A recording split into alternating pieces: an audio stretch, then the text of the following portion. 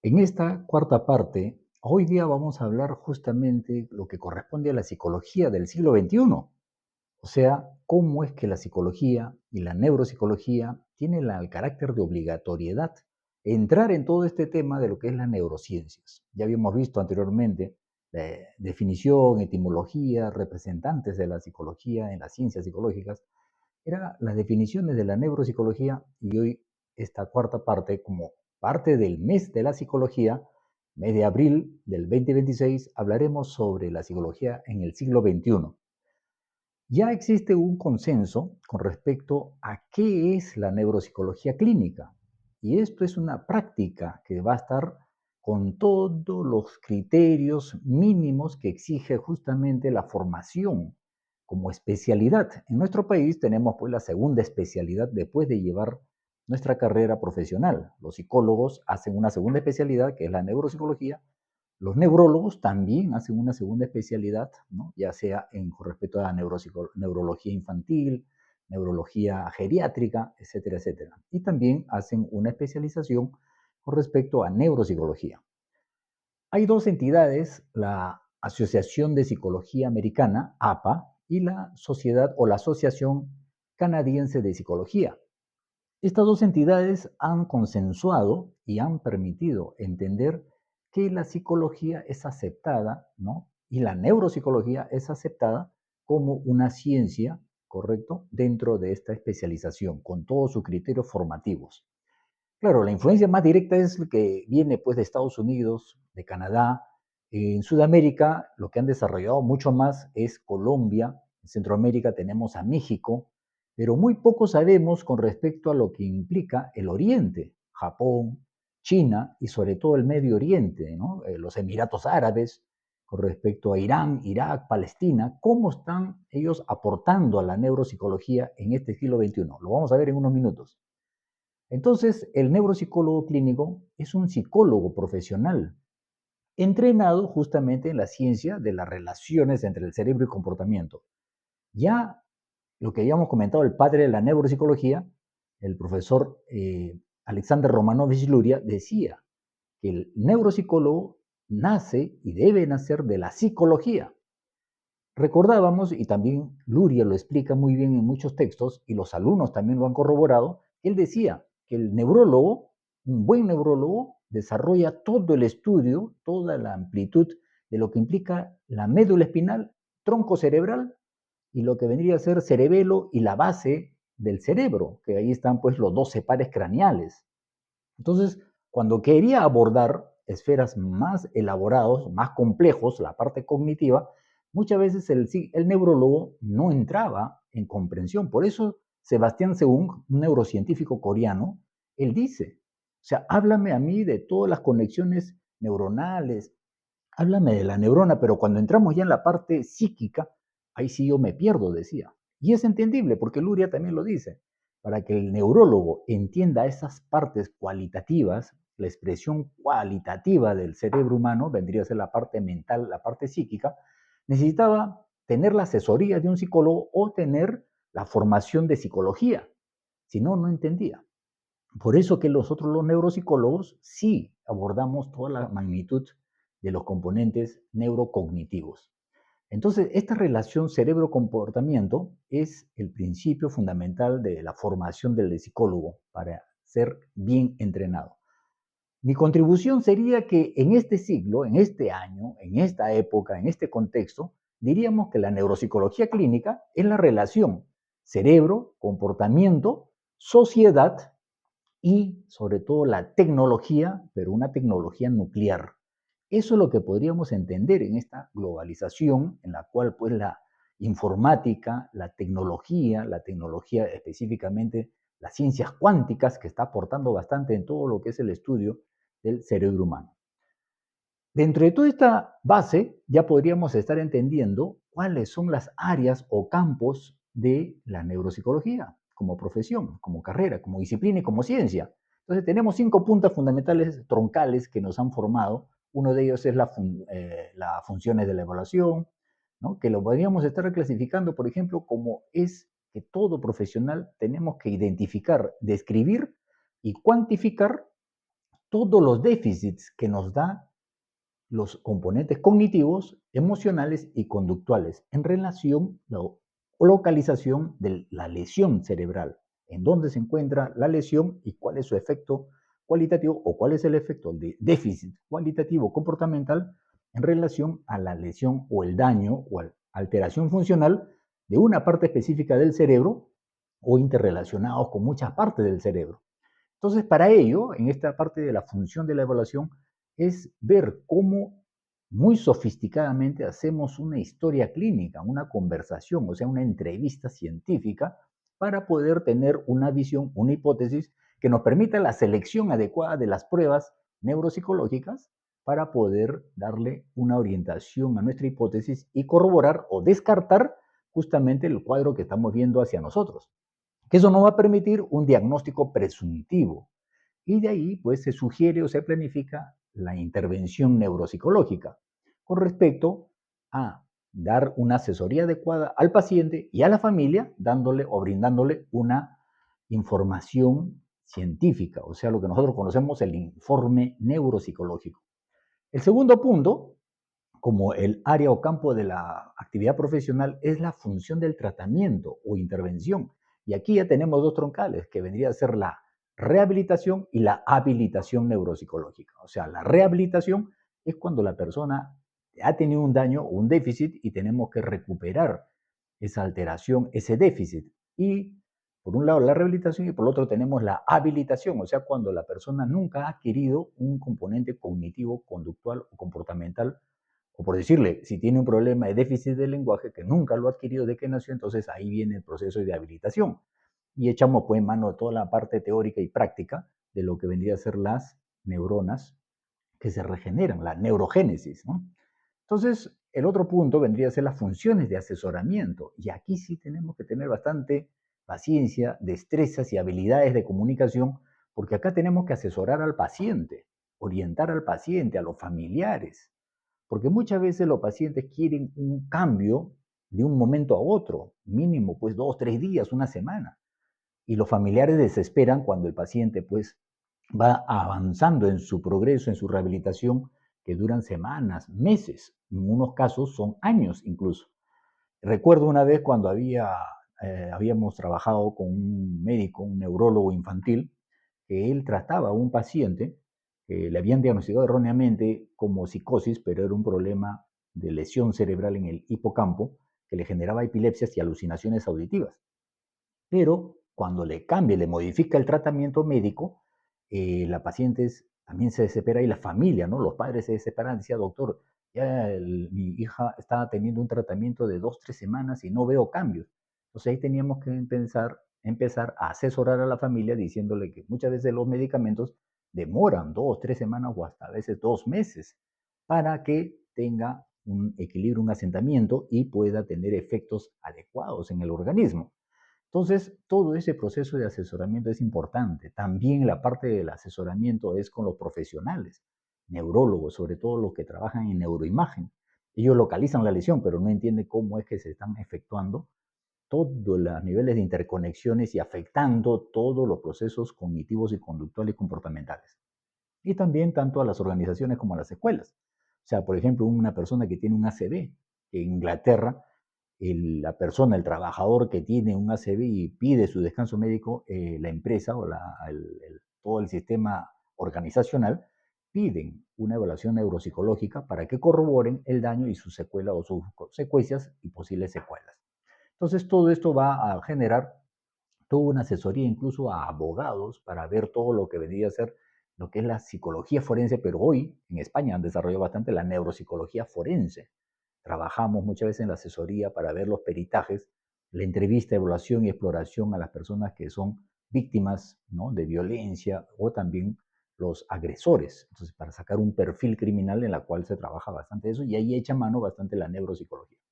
Otro de las áreas vendría a ser la investigación. O sea, cómo es que cada profesional coge un tema, una línea de investigación. Hoy se está trabajando bastante lo que es el lóbulo prefrontal, sobre todo en toda la parte de las funciones ejecutivas. Y allí es como que empieza a darse una correlación del control de impulsos. Entonces, dependiendo, ¿no? Otros quieren agarrar el tema de las memorias, otros quieren hablar sobre el tema de repente de las percepciones, ¿no? Con respecto a los sistemas perceptuales visuales, auditivos, incluso también toda la parte de las psicopatías que podría darse dentro de los componentes de la relación cerebro-conducta y ver justamente toda una serie de investigación que también está dentro de lo que es la literatura científica. Es una parte de ver todo el proceso desde los inicios y sobre todo en el momento y qué se nos viene más adelante en todas estas investigaciones de las neurociencias. Por ello, parte estas explicaciones, estos videos, para poder entrar en ese tipo de investigación literaria también. Otro de los puntos es la formación de la docencia y la supervisión, ¿no? De las investigaciones, tesis y los trabajos académicos. Implica pues tener una programación, diseñar estrategias en el ámbito educativo incluso para ver cómo es que una materia puede ser asimilada adecuadamente por determinados niños o adolescentes con respecto al funcionamiento cerebral. El profesor Ortiz Cabanillas hablaba bastante todo este tema, la importancia de las neurociencias en la educación. Hoy ya podemos estar entrando en una síntesis de ver cómo es que hay etapas de la neuropsicología. Y sabemos muy bien y podemos decir que hubieron 3 revoluciones en la neuropsicología. La neuropsicología titulada o mencionada o descrita como neuropsicología 1,0, la neuropsicología 2,0 y la neuropsicología 3,0.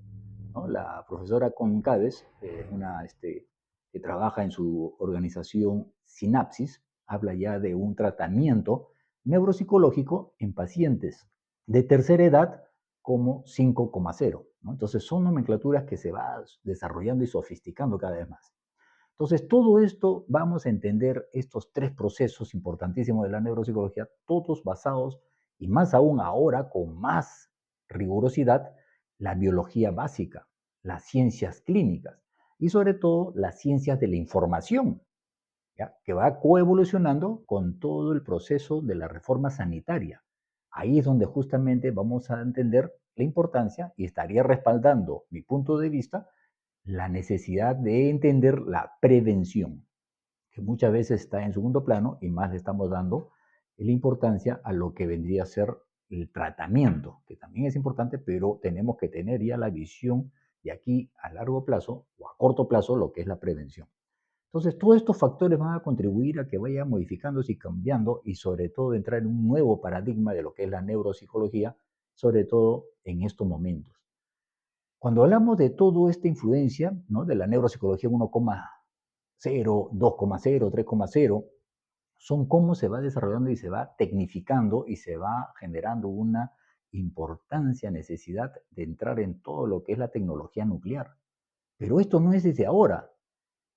Antonio Colodrón, ya en el año 74, 1974, avisoraba algo. Mire, ubiquémonos, ¿ah? 1974. ¿Qué nos decía él?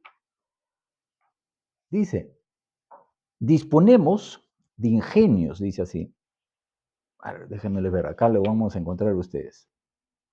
Disponemos de ingenios que registran la actividad eléctrica o bioeléctrica cerebral y aún hacen posible verificar a distancia el estado funcional de áreas nerviosas concretas y profundas, ¿no? Miren, ve, o sea, ya estamos hablando de 1974 que Antonio Colodrón, neurólogo español, cuando hace a modo de prólogo justamente del libro de Iván Petrovich Pablo, él hablaba ya que hay una tecnología que pueden registrar el estado funcional de áreas nerviosas concretas y profundas, actividad bioeléctrica del cerebro. Entonces estamos hablando de una tecnología de hace 50 años, 52 años aproximadamente, de 1974 a este año 2026. ¿Cuánto tiempo ha pasado? Y si ahí había ese tipo de tecnología, ahora, ¿qué vamos a encontrar hoy y en el futuro dentro de los 5 o 10 años? Y él sigue determinando, ¿no? Se han logrado elaborar conexiones temporales por estimulación directa y simultánea en 2 puntos corticales. Se han preparado animales que se autoestimulan con electrodos implantados.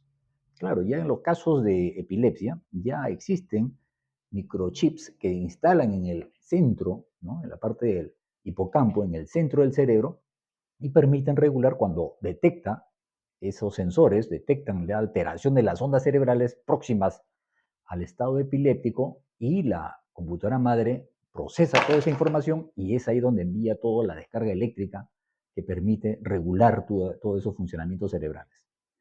Antonio Colodrón también me parece muy curioso cuando habla y dice, ¿no? El tiempo te dio la razón, dice.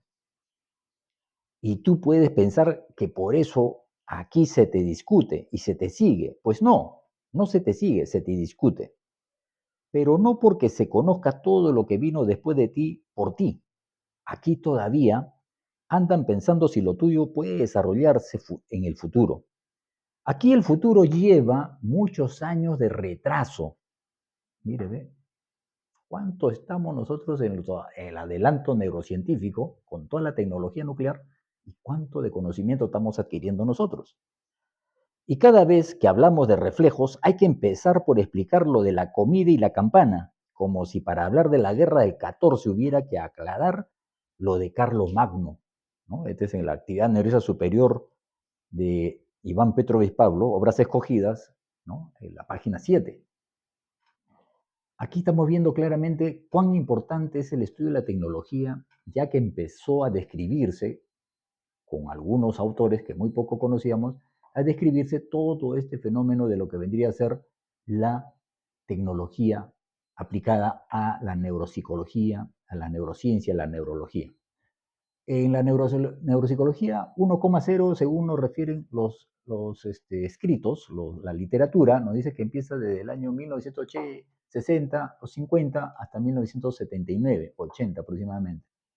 Aquí mayormente era ver la relación del cerebro-comportamiento, tal como se daba y tal como se podía percibir. Aquí vamos a ver justamente el término que aparece en 1963, el término de neuropsicología en la literatura biomédica inglesa. Claro, aquí hay muchas corrientes de Inglaterra, de Estados Unidos, ¿no? Que no mencionan al padre de la neuropsicología, que fue Alexander Romanovich Luria y tantos otros, ¿no? Y se entiende por la cosmovisión justamente de esta diferencia que existe todavía justamente con esta cortina de hierro que físicamente ha desaparecido, pero en la parte mental todavía vienen existiendo los prejuicios.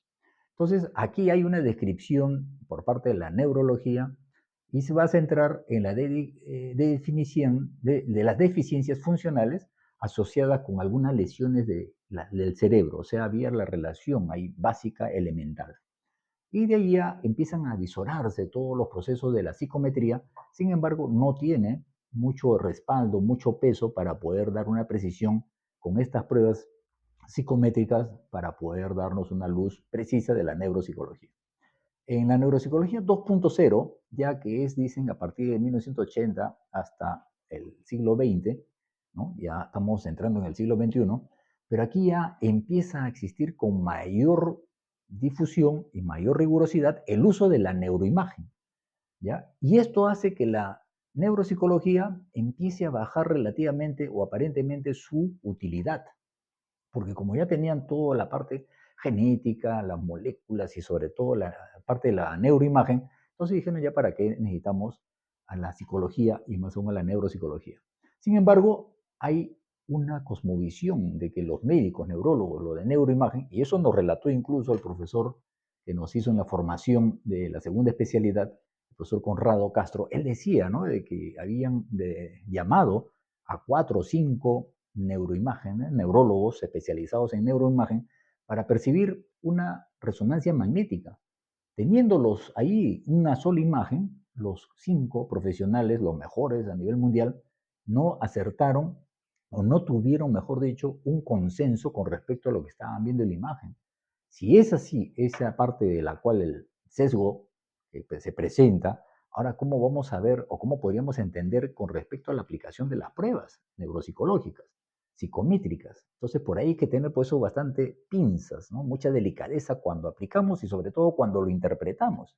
Y ahí va a tener un gran respaldo todo lo que es la formación profesional, académica, de las investigaciones, de la literatura y sobre todo de las investigaciones que se están dando en estos últimos 5 años y en futuro que viene ahí. Entonces ya desde 1970 o finales de la década del 70 ya empieza a darse o establecerse unos programas de formación, ¿no? Dentro de la parte formal de la neuropsicología para poder entrar. Por eso que en Colombia, en México, el neuropsicólogo está ahí en plena intervención quirúrgica.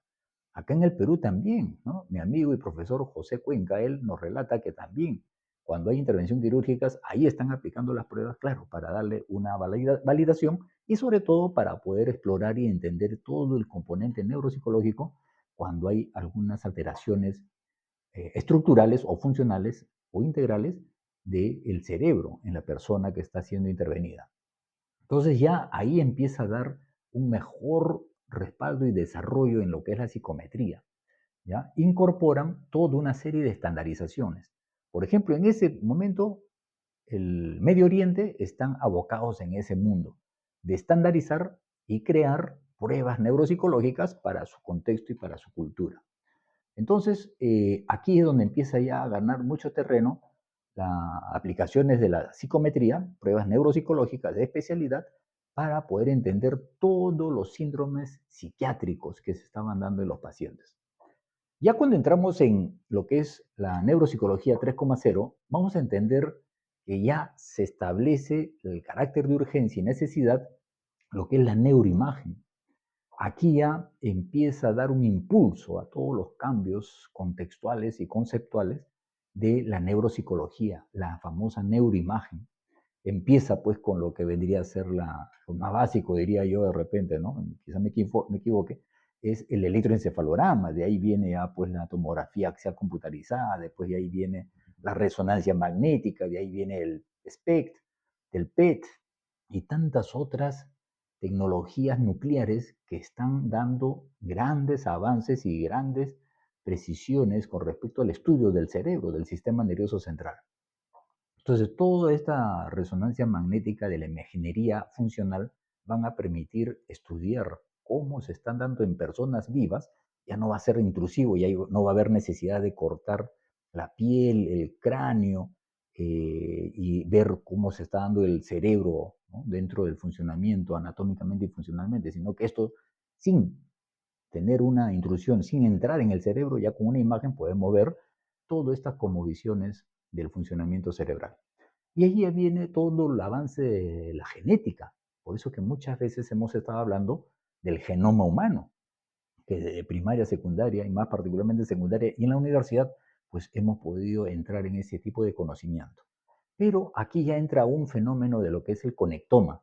Con el profesor Sebastián Seung, él justamente explica de que ya no podemos decir que somos genoma humano, sino hoy tenemos que decir que somos conectomas humanos. Este estudio de las conexiones interneuronales, sabemos muy bien, un aproximado a lo que nos dice la literatura científica, es que poseemos, la totalidad de los seres humanos, poseemos un aproximado, una cantidad aproximada de 100.000 millones de neuronas. Y sus conexiones se elevan a 10 a la n potencias, ¿no? Entonces, estudiar todo eso para el profesor Sebastián Según dice que es hoy casi difícil, pero a pesar de ser difícil, a pesar de ser complejo, y que a veces le pregunta por qué se ha metido, ya este él mismo se pregunta, ¿para qué me he metido en este mundo que es tan complejo? Pero es la pasión, la vocación que llevan justamente a estudiar estas misterios del cerebro humano. Estas conexiones neuronales ya lo vienen a estudiar desde el gusano elegans, ¿no? Que solamente tiene 300 neuronas y han podido ver que esas 300 neuronas cuando hacen conexiones llegan a 700 conexiones. 300 neuronas. El ser humano posee 100.000 millones de neuronas, pero cuando han estudiado han podido ver un centímetro cúbico del cerebro humano en tiempo real, en todas sus interconexiones, y él dice que cuando exista una tecnología mucho más sofisticada de lo que se tiene en este momento, llegará ese momento que vamos a entender todo el funcionamiento del ser humano, su cerebro, sistema nervioso central, su personalidad, sus patologías y estaremos ya ingresando en el momento en la que vamos a poder hacer un tratamiento y la curación de los problemas mentales y comportamentales. Entonces, su objetivo es justamente con la cual entrar en esa como visión de entender nuestro cerebro y nuestra mente humana. En cuanto a tecnología, yo les recomiendo que vean acá les va a pasar también si ustedes desean por interno, les paso el link, como ya les está pasando también a algunos interesados, a algunos académicos. El profesor José Luis Cordeiro, profesor venezolano que trabaja en la Universidad de la Singularidad, Singularity University, ahí es donde él menciona justamente cómo es que la tecnología, la nanotecnología, está entrando en entender no solamente los problemas de salud biológica, la salud corporal, sino que también están entrando en el estudio de la neurona y de los procesos cognitivos. Por eso que en muchos libros que él tiene o artículos y en videos que él explica, él dice que ya estamos en la época en la cual la muerte va a morir. Claro, y él dice que es interesante saber de qué te vas a morir, porque si tú sabes de qué te vas a morir, tú puedes prevenir y hacer muchas cosas para que puedas tú prevenir esas enfermedades o la muerte probablemente. Es una cuestión donde él dice que cuando tú veas tecnología te va a parecer magia. Y cuando tú veas magia, cuando te digas, no, eso es magia, no lo dudes, eso es ciencia, dice él.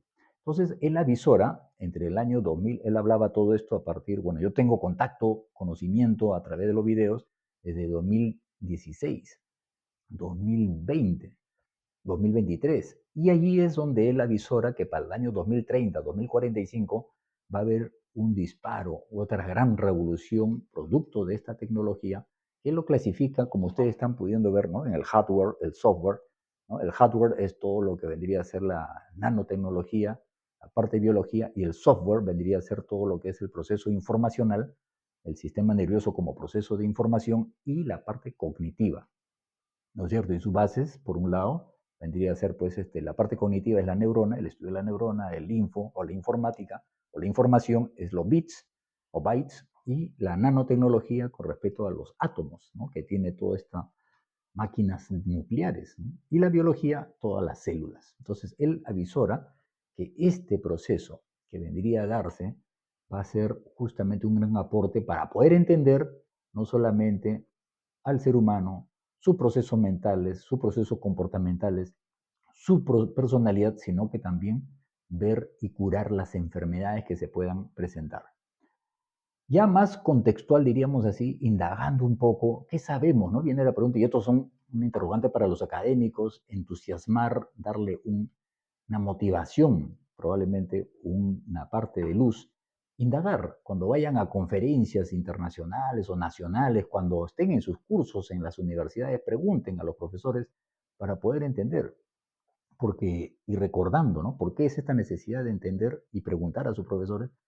Toda esta cosmovisión, no solamente centrarnos en lo que nos brinda Estados Unidos, España, o Colombia o México, sino que también aperturar en otras culturas, porque justamente el profesor Leopoldo Chiapo, él decía, el psicólogo, en el artículo, vocación del psicólogo, búsquenlo en internet, él decía, el psicólogo tiene que tener una inteligencia mucho más elevada que las personas común y corriente. Tiene que ser culto, ávido en aprender lo que es la genética, lo que es la cuántica, la ciencia cuántica, lo que es la física, lo que es la cultura, arte, música, pintura. Tenemos que tener una amplitud de cultura y un desarrollo, ¿no? Basado en esa cultura y en el estudio, incrementar o aumentar todos nuestros procesos intelectuales. Ya en el Oriente, particularmente en China, ¿no? Que vendría a ser un país que está teniendo bastante desarrollo a pasos muy agigantados, no solamente en su economía, sino también en su producción tecnológico y sobre todo en el estudio de la neurociencia. Y ahí tenemos al profesor Mu Min Po, que él es un neurocientífico, ¿no? Que nace en Taiwán, ¿no? En China, y va a hacer un estudio de posgrado y en la cual en Estados Unidos, y ahí se nacionaliza y trabaja en muchas universidades, ¿no? Como en Berkeley, San Diego, California, ¿no?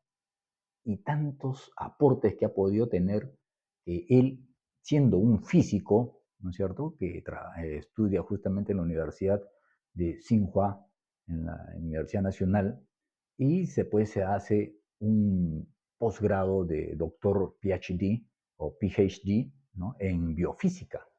Y ahí es donde lo hacen en la Universidad Johns Hopkins, en Estados Unidos, aproximadamente en el año 74. Y es ahí donde empieza a dar todo un aporte y funda el Instituto de Neurociencias de la Academia China de Ciencias en Shanghái, ¿no? En la cual en 1999 tiene todo ese, diríamos así, respaldo de estos centros y de investigación y empieza a aportar bastante en lo que es las neurociencias. Aquí en este mapa conceptual de repente no lo perciben con nitidez, pero ahí está todo el esquema de cómo empieza a integrar sus estudios desde las interconexiones neuronales, que ya lo había estudiado incluso este gran científico, un neurólogo, que habla sobre justamente la ameba, cómo se va dando el proceso de la memoria y el aprendizaje, ¿no? Que va a generar todo un proceso del estudio de los procesos de cómo es que la neurona se adapta, Kendall, y después empieza a ver cómo se van dando las interconexiones para que vean la estructura cerebral y sobre todo la importancia de la tecnología, cómo es que va a darse la informática en el estudio comportamental, conductual, mental y psíquica, ¿no? Por eso que podríamos así tartamudear o babosear ahorita en estos momentos, ¿no? Cuando decimos Wu Rei Jing Singlish, ¿no es cierto? Cuando venimos a ver la importancia de estudiar toda esta amplitud de lo que vendría a ser estas influencias que también están aportando bastante a la neurociencia. Si queremos hacer una comparación entre lo que aportó Luria, Lesak, que es uno también de los representantes en la neurociencia, la neuropsicología, y Muminpo, vamos a ver, por ejemplo, para Luria, la unidad de análisis vendría a ser el sistema funcional. ¿Se acuerdan que habían 3 unidades funcionales que él hablaba, Luria? Y quien desarrolla esa propuesta de Luria es el profesor Jordi Peña Casanova, que él ya habla de 5 factores funcionales, que lo habíamos visto la vez pasada.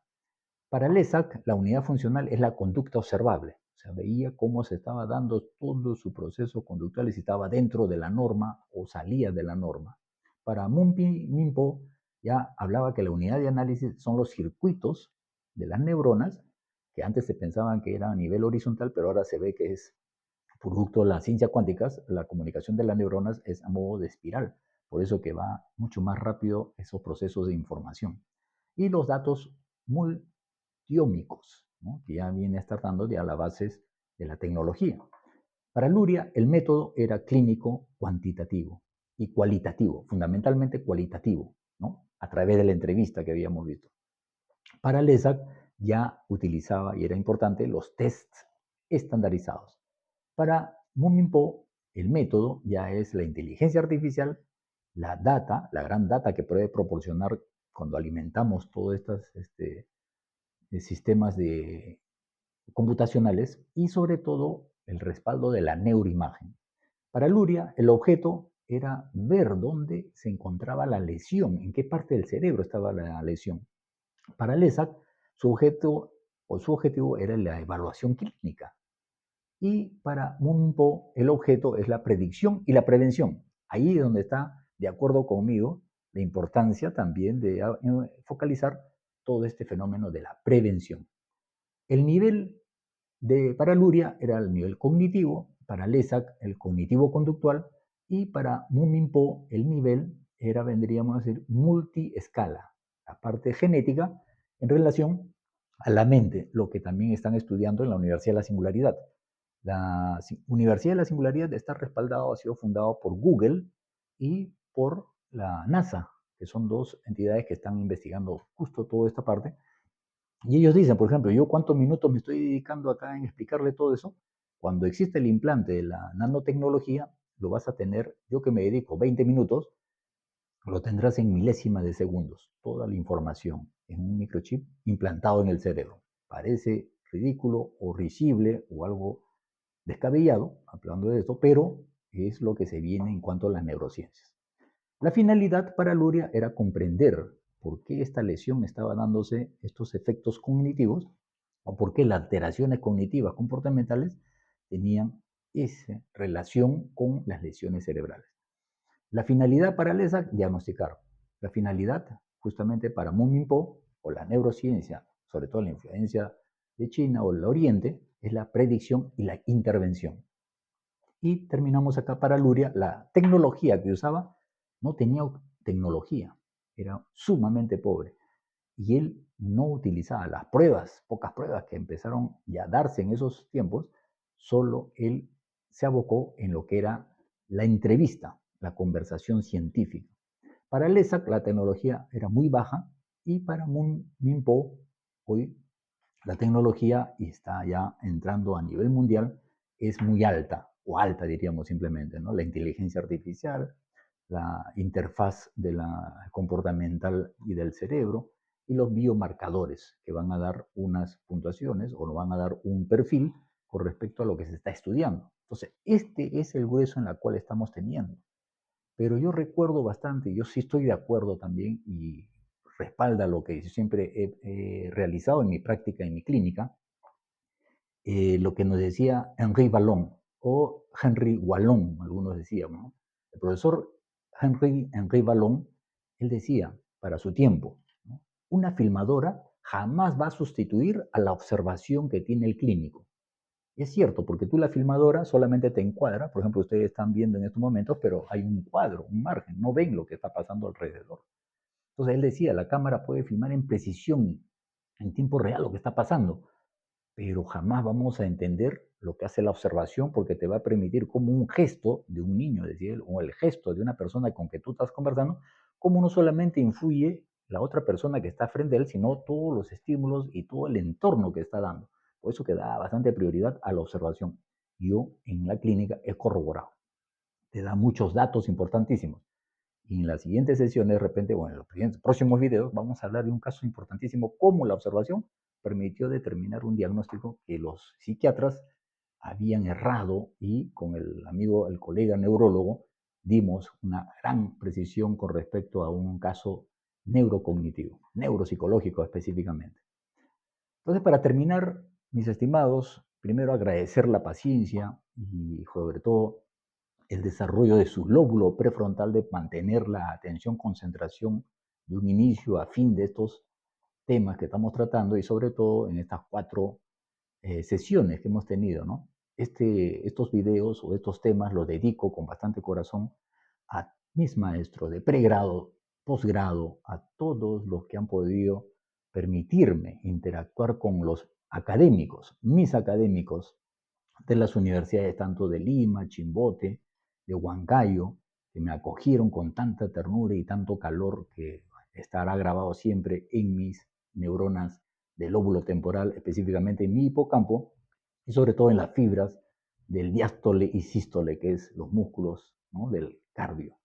Y a todos los pacientes, clientes o amigos de quienes siempre aprendo y aprendemos.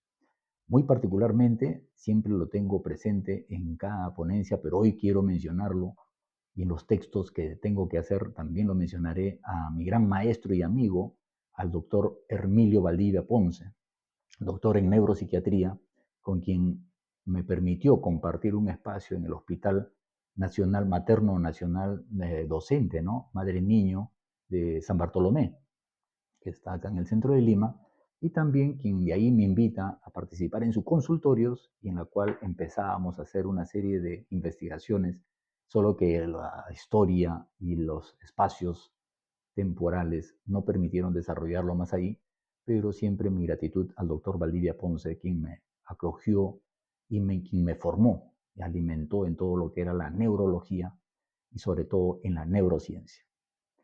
Muchas gracias por su paciencia y seguiremos en muchas temáticas enriqueciendo la cultura de los académicos y también a todos los padres y madres de familia. Gracias.